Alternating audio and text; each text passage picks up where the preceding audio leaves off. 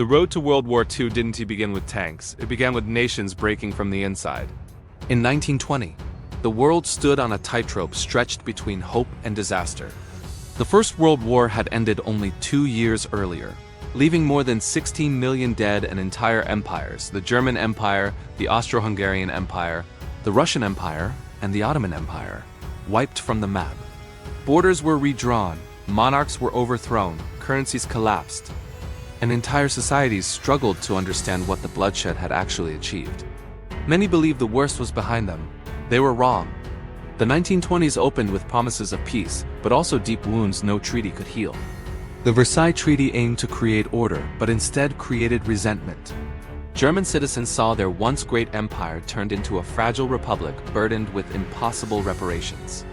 Meanwhile, across the world, nations celebrated victory while quietly suffering from political unrest, economic instability, and social changes so rapid that traditional institutions could no longer keep up. Beneath the glitter of the roaring 20s, pressure was building, pressure that would eventually explode. Germany felt the pressure first. The new Weimar Republic was born into chaos. Veterans returned home to unemployment. Political extremists fought in the streets, and inflation spiraled out of control. By 1923, the German mark had become worthless. Families carried money in baskets, only to find that prices had risen again by the time they reached the bakery. Savings vanished overnight. Middle-class families who had spent decades building their lives found themselves ruined in weeks. For many Germans, democracy looked weak, unstable, and humiliating. The idea that their country had been stabbed in the back during the war, the infamous stab-in-the-back myth, spread like wildfire. People wanted stability, pride, and direction. They wanted someone to blame. Yet Germany wasn't the only nation breaking from the inside. Italy had emerged from World War I on the winning side, but the victory felt hollow. The promises made to them in the Treaty of London were not fulfilled. Economic hardship and social turmoil followed. Factories closed, inflation grew, and workers organized massive strikes. Landowners, businessmen, and conservatives felt threatened by growing socialist movements. Into this chaos marched Benito Mussolini, a former socialist who reinvented himself as a nationalist warrior. His black shirts used violence and intimidation to silence opponents. In 1922, after the March on Rome, Mussolini became the Prime Minister of Italy, the first major fascist leader in Europe. His rise showed the world that democracy could be dismantled without a war. All it needed was fear. Across the Atlantic, the United States seemed untouched by the turmoil. The American economy was booming. Cars rolled off assembly lines, radios became household items, skyscrapers pierced the sky, and Hollywood emerged as a global cultural giant. The American dream appeared unstoppable.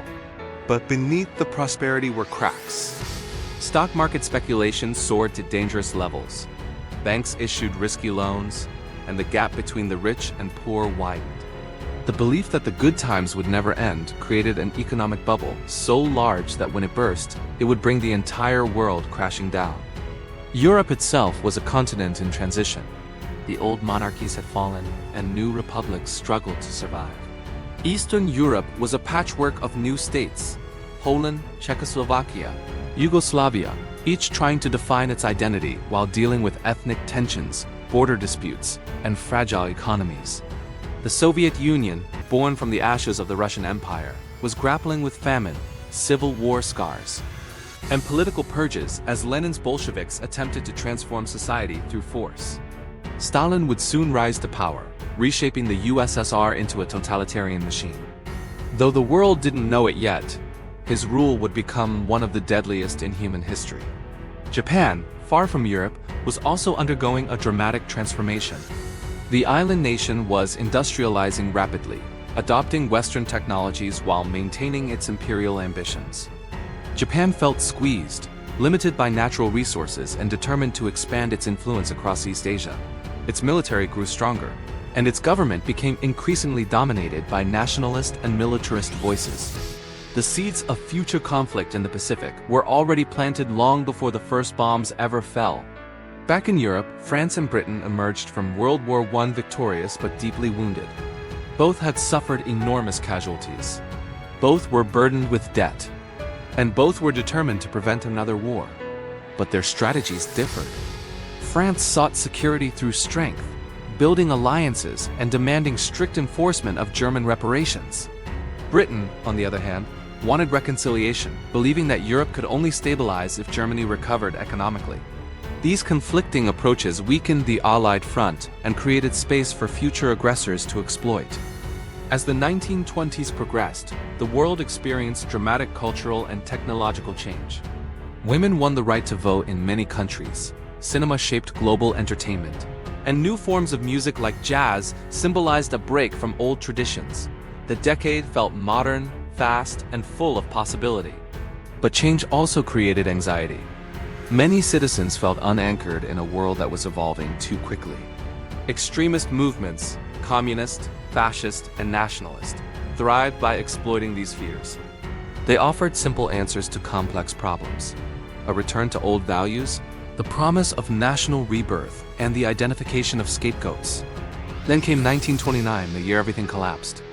When the US stock market crashed in October, the shockwaves raced across the globe. Banks failed, companies shut down, and millions lost their jobs. What began as an American financial crisis became a worldwide economic catastrophe, the Great Depression. International trade collapsed, unemployment skyrocketed, and governments struggled to respond. For ordinary families, the crisis felt like the world was falling apart all over again. In Germany, the economic collapse was devastating. Unemployment exceeded 6 million. Families who had survived the hyperinflation crisis only a few years earlier now faced hunger and homelessness. Political chaos returned, and the Weimar Republic, already unstable, began to crumble. Extremist parties gained strength. The Communist Party promised a workers' revolution. The National Socialists blamed Jews, communists, and the Versailles Treaty for everything. Hitler, who had been a fringe figure in the early 1920s, suddenly became a national voice. His speeches filled stadiums. His message was simple, emotional, and dangerous.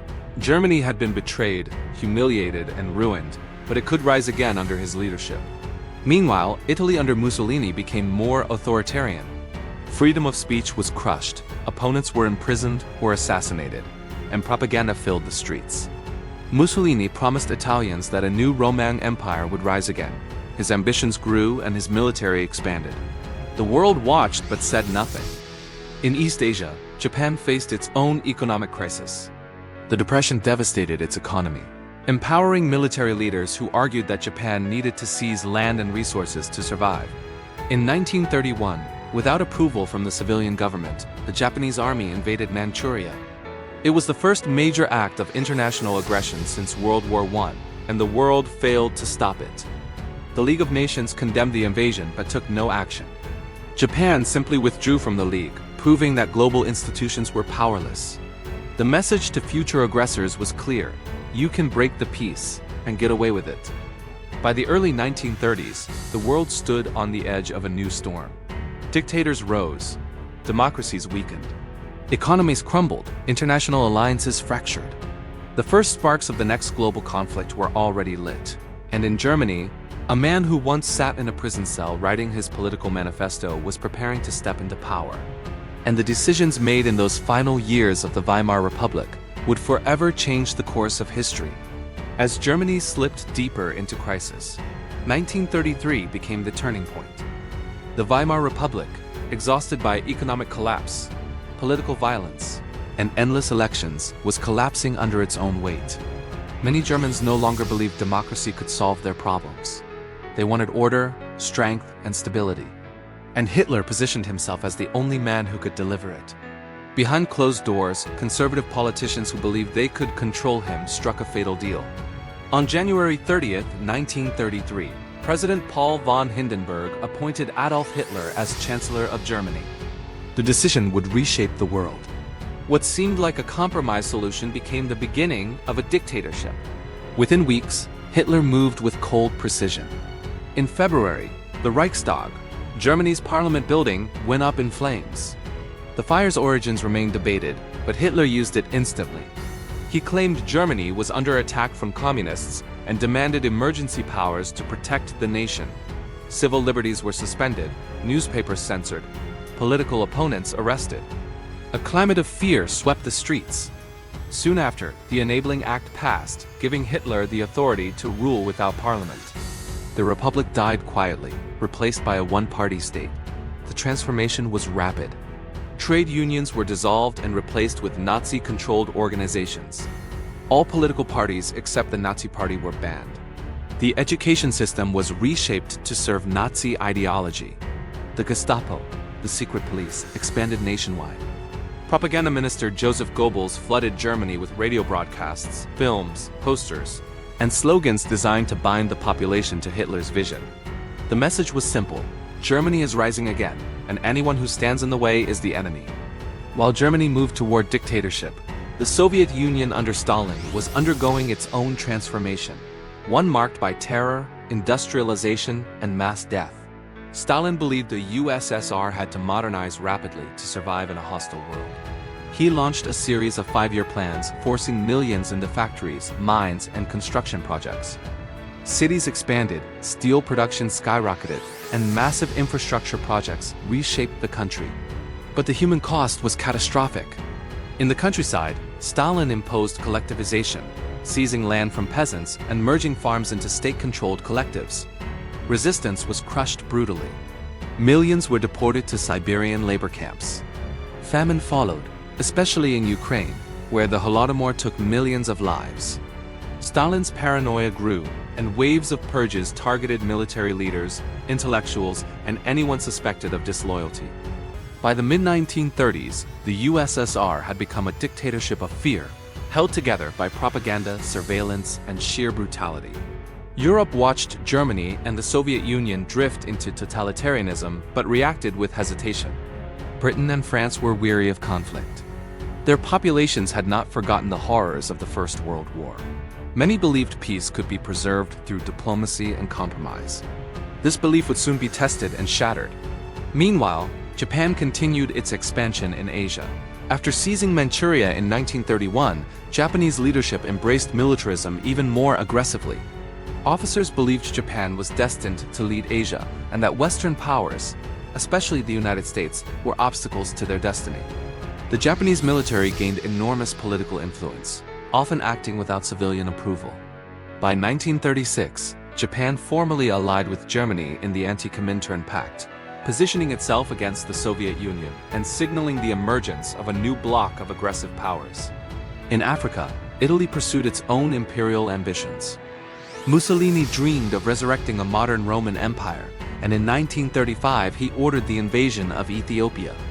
The war was brutal, involving chemical weapons and mass civilian casualties. The League of Nations protested, but failed to stop him. Sanctions were weak, enforcement non-existent. Italy's conquest succeeded, and Mussolini declared it the triumph of fascism. The world's inaction sent a dangerous message. Dictatorships could expand their borders without consequence. Back in Germany, Hitler set his next objective: rearmament. The Treaty of Versailles had limited Germany's military to a token force. Hitler ignored these restrictions. Factories that once produced civilian goods began manufacturing weapons. Pilots trained in secret. Military parades returned to German streets. The Wehrmacht, Germany's new army, grew rapidly, and the world watched with a mix of concern and disbelief. Britain and France protested, but their governments were divided. Their economies still recovering, and their publics terrified of another war. The memory of the trenches haunted Europe. Many leaders believed that accommodating Hitler's demands, allowing him to break the treaty little by little, was safer than confronting him. This policy of appeasement would define the late 1930s. Hitler understood this fear. He used it to push further. In 1936, he took his boldest step yet. He ordered the German army to march into the Rhineland, a demilitarized zone established after World War I to protect France. The move violated the treaty directly. German generals were nervous.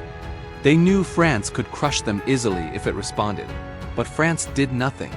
Britain did nothing. Hitler later admitted that if the French had marched forward, he would have been forced to withdraw. Instead, the lack of resistance emboldened him. He became convinced that the Western democracies lacked the will to fight.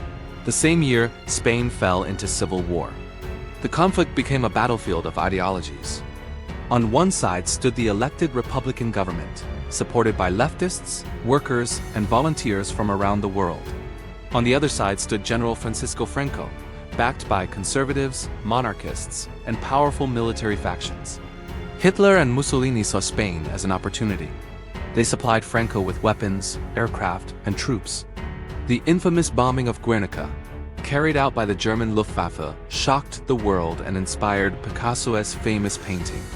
But once again, the international response was weak. Western democracies refused to intervene directly, afraid of escalating tensions. The fascist powers, meanwhile, gained valuable combat experience and strengthened their alliance. By 1937, the world's balance of power was shifting rapidly. Germany, Italy, and Japan, united by expansionist ambition, were growing stronger. Democracies were cautious, divided, and struggling to adapt to the new political landscape. The global economy was still fragile. Tensions simmered across continents. War no longer seemed unthinkable. It seemed inevitable. Inside Germany, Hitler's regime tightened its grip. Anti-Jewish laws intensified. Jewish professionals were expelled from their jobs, businesses were seized, and propaganda portrayed them as enemies of the state. In 1938, violence erupted in what became known as Kristallnacht, the Night of Broken Glass. Synagogues burned. Jewish shops were smashed. Thousands were arrested. The message was unmistakable. Persecution was now official state policy. Externally, Hitler moved to expand the Reich. His first target was Austria. Many Austrians supported unification with Germany, and Hitler exploited political divisions within the country. In March 1938, German troops crossed the border unopposed. Crowds cheered in Vienna as Nazi flags filled the streets. The annexation, the Anschluss, was complete within days. Europe protested but again took no action. Next came Czechoslovakia, a democratic state with strong industry and modern defenses. Hitler demanded the Sudetenland, a region with a large ethnic German population. He claimed these people were oppressed and needed protection. In reality, the Sudetenland's fortifications were the key to Czech defense. Without them, the country would be vulnerable. Tensions rose. War seemed imminent. But once again, Britain and France sought compromise.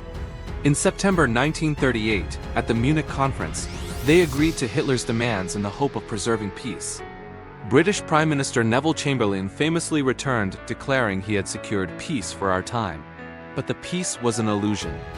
Within months, Hitler broke his promises again. In March 1939, German forces occupied the rest of Czechoslovakia, a country he had claimed he had no further interest in. This time there were no excuses, no ethnic justification. It was naked expansion, plain and undeniable. Europe finally began to understand that appeasement had failed.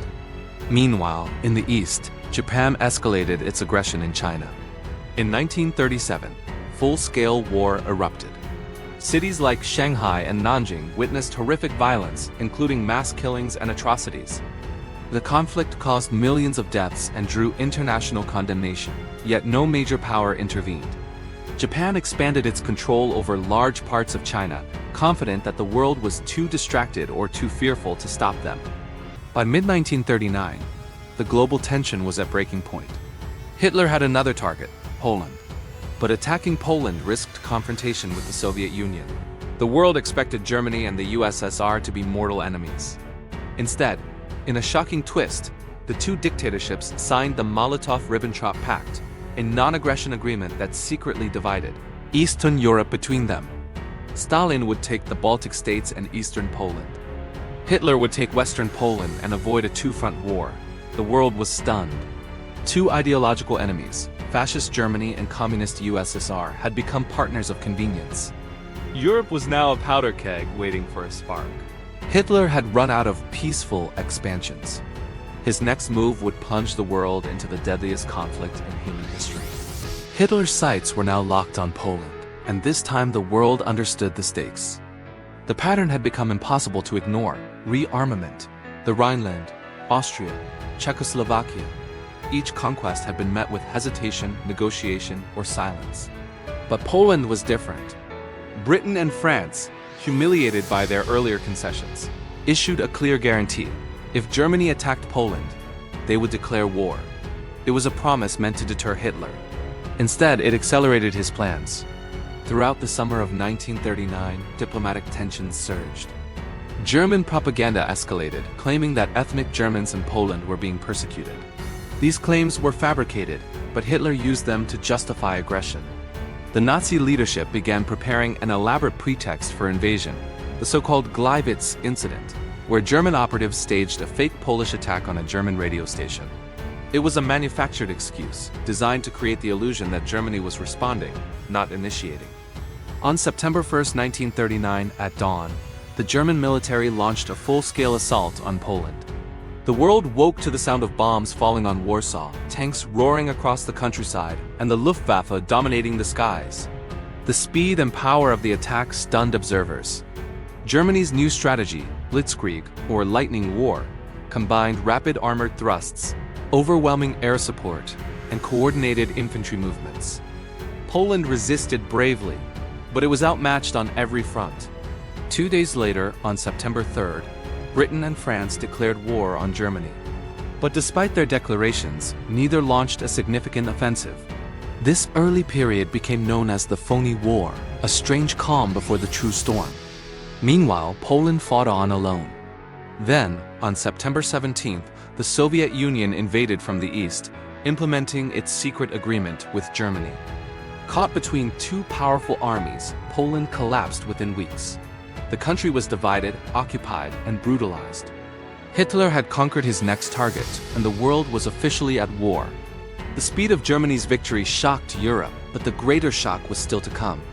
Through the winter of 1939 and the spring of 1940, many Europeans clung to hope that the conflict would remain limited. But Hitler had far bigger ambitions. His next move would unravel the entire structure of European security. In April 1940, German forces invaded Denmark and Norway. Denmark surrendered within hours. Norway resisted fiercely, but was ultimately overwhelmed. Control of Norway gave Germany strategic access to the North Atlantic and vital resources like Swedish iron ore. The Allies attempted counterattacks but failed, revealing serious weaknesses in their coordination and leadership. Then came May 1940, the month that reshaped the world.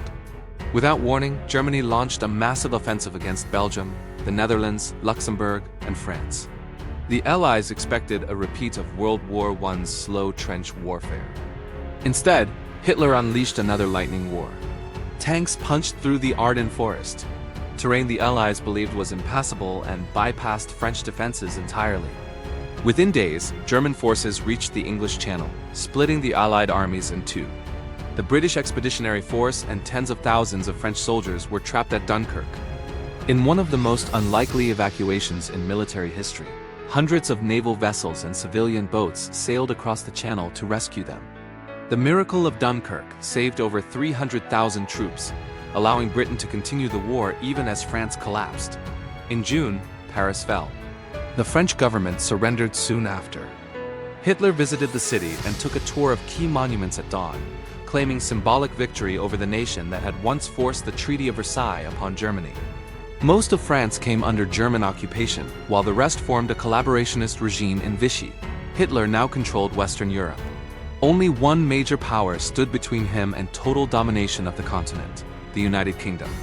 Hitler expected Britain to negotiate, but Prime Minister Winston Churchill refused. Instead, Churchill delivered speeches urging defiance, words that rallied an entire nation. Britain prepared for invasion. What followed was the Battle of Britain, the first major air war in history. The Luftwaffe launched relentless bombing raids, targeting airfields, factories, and later entire cities in the Blitz. But British pilots, aided by radar and fighting from their home skies, resisted fiercely. By October 1940, Germany abandoned its invasion plans. It was Hitler's first defeat. While Europe burned, Japan expanded deeper into Asia. The war in China grew increasingly brutal, and Japan eyed Southeast Asia for resources needed to fuel its military. The United States, still officially neutral, imposed economic sanctions, including an oil embargo. Rather than retreat, Japanese leaders began preparing a plan to strike the U.S. Pacific Fleet, a plan that would later explode at Pearl Harbor. Germany, meanwhile, turned its attention back east. Hitler had always hated the Soviet Union, viewing it as a threat and an ideological enemy. Despite their non-aggression pact, he believed the USSR was weakened by purges, famine, and poor leadership. His generals warned of the risks of fighting a two-front war, but Hitler was convinced that conquering the Soviet Union would secure German supremacy for centuries. The decision would become one of the greatest strategic mistakes in history. In June 1941, Germany launched Operation Barbarossa, the largest invasion in human history. Millions of soldiers crossed the Soviet border along a front stretching thousands of kilometers. Entire towns were destroyed. Soviet forces were encircled and annihilated. The early months of the campaign were devastating for the USSR, but the vast distances, harsh terrain, and logistical challenges slowed the German advance. As autumn turned to winter, the Wehrmacht found itself unprepared for freezing temperatures. The Soviet Union, supported by massive mobilization and endless manpower, fought back. The battle for Moscow stopped the German advance and shattered the illusion of an easy victory. The war was now global. In December 1941, Japan attacked Pearl Harbor, drawing the United States into the conflict. Germany declared war on the US soon after, bringing the world's largest industrial power fully into the fight. What began as a European conflict had transformed into a worldwide struggle involving every major power on Earth. From North Africa to the Pacific Islands, from the skies over Britain to the frozen steppes of Russia, the conflict expanded into the deadliest war humanity had ever seen. Cities burned, millions perished, entire continents became battlefields. And the consequences would shape the modern world, politically, economically, and socially, for generations. The road to World War II had been paved with fear, ambition, miscalculation, and silence. Nations breaking from the inside had created space for tyrants to rise. Democracies hesitant to confront aggression enabled expansion. Economic collapse shattered societies. Ideologies promised salvation but delivered destruction. By the end of 1941, the war that began with a single invasion had become a global firestorm. And though the war would continue for years, the foundations of its tragedy had been laid long before the first shot was fired. Thanks for watching Simple Historian.